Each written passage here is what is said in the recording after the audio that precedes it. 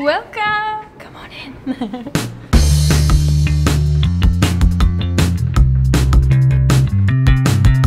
Hello, my name's Kate. I'm from Portland, Oregon. I'm a model living in Tokyo, Japan, and today I'll be showing you my apartment. So let's get started. So first, I'm gonna introduce you to my little angel, my hamster. Her name is Tamarunrun. She's a long-haired golden hamster and she is the light of my life. Pets in Japan are not very easy to keep. A lot of apartments do not accept pets, period. But we kind of snuck her in a little bit there.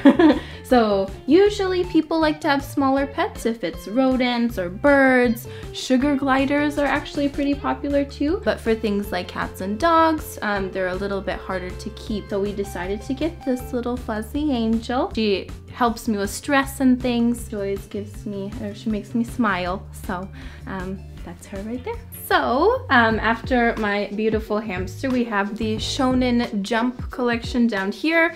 Being from the States, I used to read Jump manga in English. I had a huge collection, about maybe 600 volumes actually. And here in Japan, it's very popular just to get the weekly Jump actually. So my boyfriend, he reads those. Next, we have my little bike, which does not get used very often these days, but I do go to the gym now. You can see my little Pokemon / Kirby / other stuffed animal collection here. So after the stuffies, we have the air purifier. So this kind of area, I won't tell you exactly where, the air is not the cleanest. I'm from Oregon, got lots of trees, very, beautiful, good quality air. However, for many, big cities, it's natural to have something like this. I've noticed since moving to Japan, I get a lot of throat colds, and again, that has to do with the air quality. So having one of these, I do recommend, especially in the winters too. It gets super dry. So not just air purifier, but a humidifier is actually really popular here too. Got the full one-piece collection going on here. These are in Japanese, so I do try to read them and help my Japanese study. And on top of that, I did start a new hobby recently. I don't know about you all, but I find these nano beads or perler beads to be really fun. So any of you manga lovers out there, good pixel art hobby there, I do recommend it. Alrighty, so next I'll show you where I like to spend most of my time. Let me get a little situated here in the kotatsu.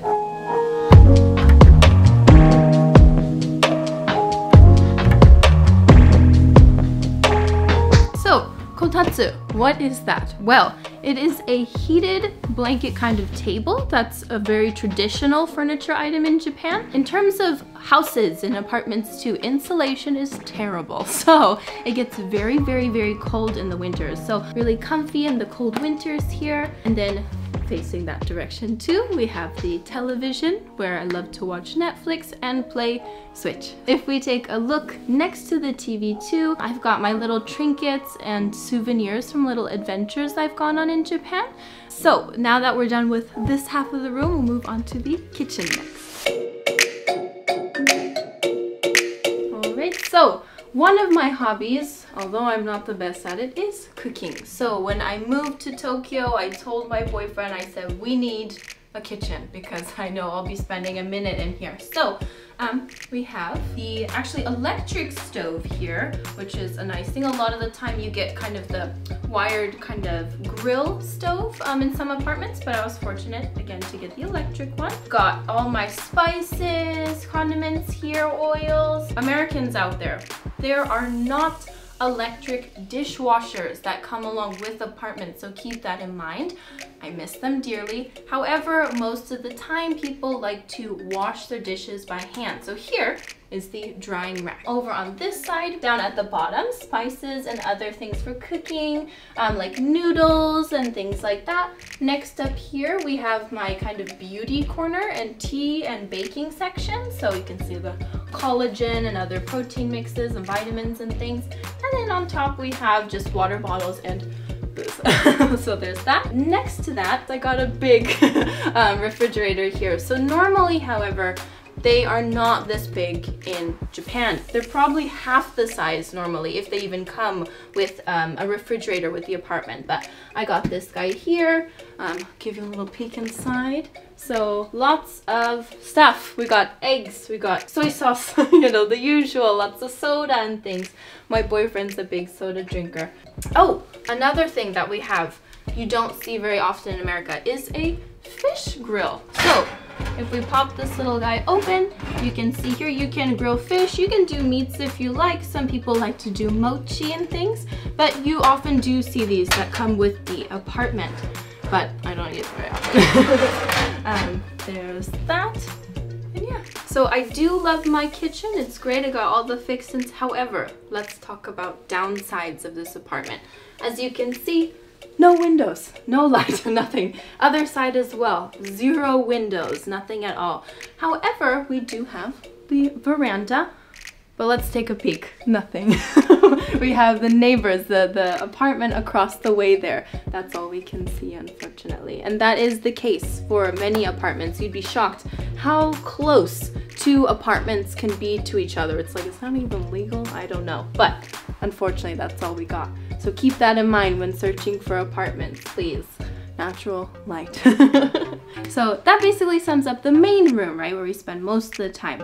All together, so the bedroom and everything included, the size is about 50 meters squared. In Japanese measurements, they go by tatami mats. I think mine is about 20, so it's 20 jo, I believe. Which is, you know, not too bad. I did mention before, I live with my boyfriend, so this type of apartment is called a 1LDK. That means there's one separate bedroom with a door, which we'll get into in a minute, plus the living room, dining room, and kitchen. So having that separated room is very nice when you're living with someone else. So in terms of the cost, so not the cheapest, it is, you know, kind of central Tokyo, but is $1,400 per month, and that's without utilities included. Everything included is going to be closer to $1,600, $700 there. So now that we're finished with the main room here, let's move on to the bathroom.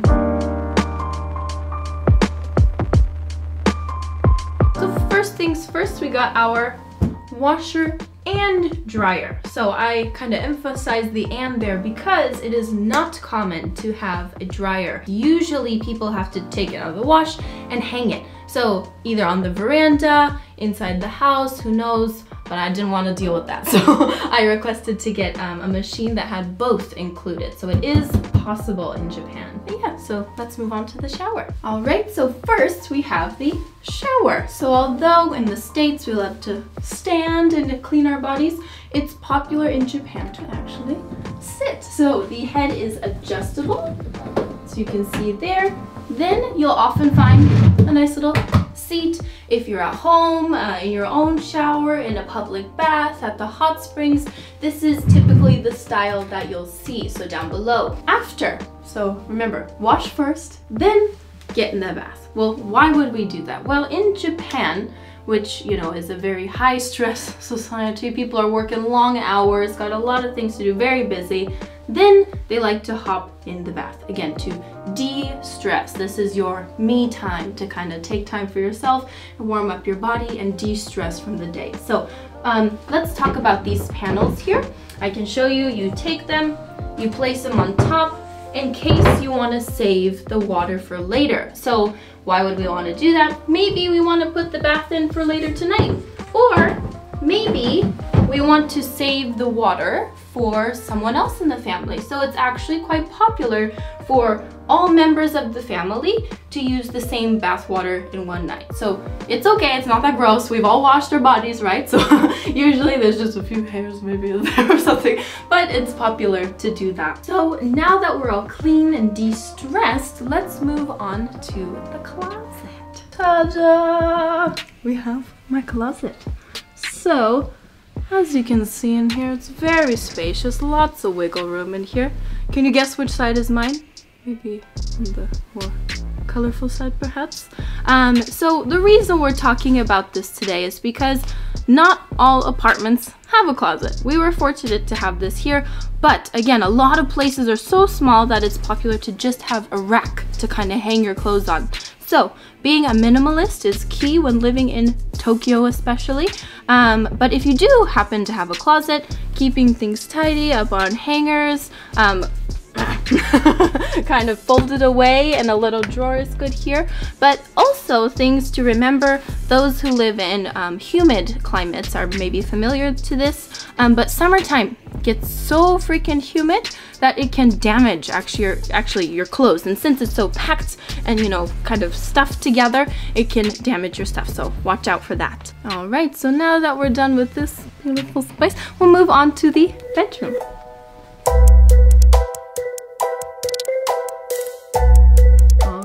So this is the bedroom. So we have a Western style, I think this is a double bed, I'm not sure, here. However, a lot of homes, they like to sleep on a futon. So when I say futon, it's not the futon that you think of in the States, you know, the pull-out bed, right? A futon is actually more of a big, fluffy, kind of almost like a blanket that they use as a mattress, and then they have another one on top which is very warm, and then they just kind of sleep on the floor. I wasn't against that, but again, this is kind of comfier. So this is what we got here. Another thing too, in this room we have a heater and cooler. So a lot of Japanese homes do come with at least one. Most of the time, so but keep that in mind. We were fortunate enough to have two, so again, this one does have a cooling and heating function. Now that we're done with the bedroom, we have the final, maybe most important room where we keep the throne, the toilet. So can you kind of maybe sense a theme here? I'm a very big Pokemon, Snorlax, and especially Bulbasaur fan here, so we have kind of the theme in this room here. My poor boyfriend, I just keep showing up with this kind of decor. We have a modern Japanese toilet. So you've probably seen a little bit of information about these when you walk in. It's a little bit automated there. It's warm, it's nice. It also includes a bidet, so a lot of people tend to use those here. Still kind of weird me out, so I don't use it very often, but perhaps in Europe and places like that, you're used to these. So again, this is electric. We also have the very cute toilet paper, so you can find that in a lot of supermarkets here, and that's it.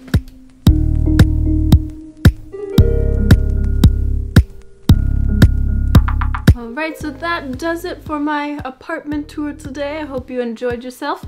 Let's talk about some pros and cons of living here. Let's start with the positive though.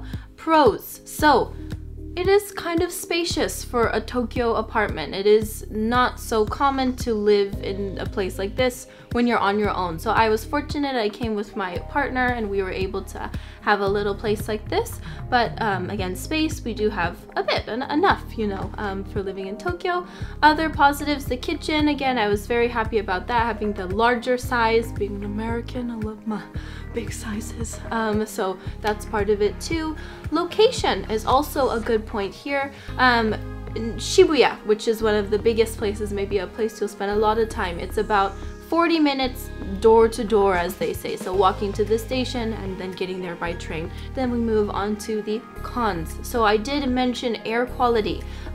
This area, again, not having a lot of nature, kind of is hard for me being from Portland, but things to kind of consider, you know, being more towards the countryside versus being in Central City, right? That's another point to think about.